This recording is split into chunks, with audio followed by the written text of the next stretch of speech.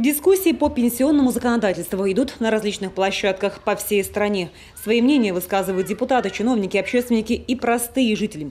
То, что изменения назрели и уже давно понимают многие, в частности, высказываются за постепенное увеличение предельного возраста. По сравнению с другими государствами, конечно, понятно, у них уже давно, да. Пусть добавление будет какое-то на, стажа, но не в таком количестве лет, особенно женщинам. Жители северных территорий выступают за сохранение прежних льгот. В новом законопроекте особенность климатических условий учтена. Для северян, в случае, конечно, если они выработали необходимый северный стаж и страховой стаж, предусмотрено снижение возраста выхода на пенсию. В случае с мужчинами это 60 лет, для женщин возраст будет установлен 58 лет. Так предполагается законопроектом. Конечно, вот хорошая норма осталась, которая касается женщин, которые родили 2 или более детей и опять же выработали необходимый северный стаж и страховой стаж. Вот они смогут выйти на пенсию так же, как и сейчас, в 50 лет. Изменения в пенсионной системе должны привести к повышению трудоспособного возраста. Это главная задача, которую ставит президент. Сегодня по стране ситуация такая. На 6 работающих приходится 5 пенсионеров. Выровнять это соотношение даже новыми кадрами не получится. Демографическая яма 90-х, когда люди не очень стремились рожать, дает о себе знать.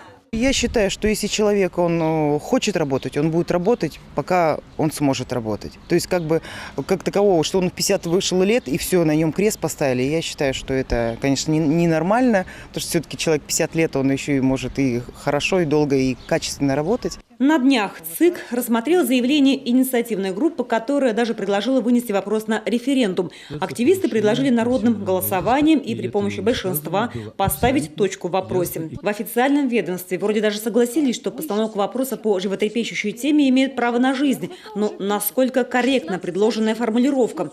Не ведет ли она население в заблуждение? Ведь измениться может или правовая формулировка, или само толкование. Напомню, что расходы, связанные с подготовкой и проведением референдума, осуществляются за счет средств, выделенных на эти цели из федерального бюджета.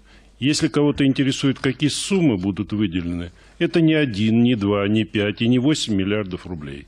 И эти деньги надо потратить, если референдум будет с толком, чтобы был получен ответ на конкретный вопрос, который можно было бы потом применить по делу, а не просто потому, что кому-то захотелось здесь личные амбиции реализовать и пиар какой-то политической структуре за федеральные деньги устроит. В итоге ЦИК допустил правомерность референдума в случае необходимости, но выносимый общественниками вопрос должен быть тогда более понятным. Впрочем, возможно, и до этого не дойдет. Владимир Путин взялся лично изучить все звучащие в обществе предложения. Он внимательно следит за дискуссиями по стране. Ведь если совсем ничего не делать, и если дело дойдет до каких-то тяжелых последствий для пенсионной системы либо для бюджета, из которого мы сейчас финансируем, то, во-первых, нам придется всегда держать на низком уровне доходы пенсионеров. И они будут все время пополнять число так называемых бедных людей. А мы должны повышать доходы людей для того, чтобы число бедных у нас сокращалось. Вот. И потом вообще все может лопнуть, как я сказал. И это может коснуться тех, кого сегодня может коснуться повышения пенсионного возраста. То есть все равно тогда просто сегодняшняя власть людей просто надует и все. Скажет, да, все хорошо, потерпим еще лет 5, 7, 10. А этим не закончится. Нужно будет все равно принимать какие-то решения кардинальные. Ну какие? Ну давайте еще раз говорю, посмотрим, как будет дискуссия разворачиваться, всех послушаем, взвесим все эти позиции, точки зрения. Новый вариант законопроекта Госдума рассмотрит в сентябре. Окончательный документ должен будет учесть интересы всех и каждого, причем не только на сегодня, но и длительную перспективу. Так, чтобы и экономика сохраняла стабильность, и социалка. Вот почему тема весьма многогранная.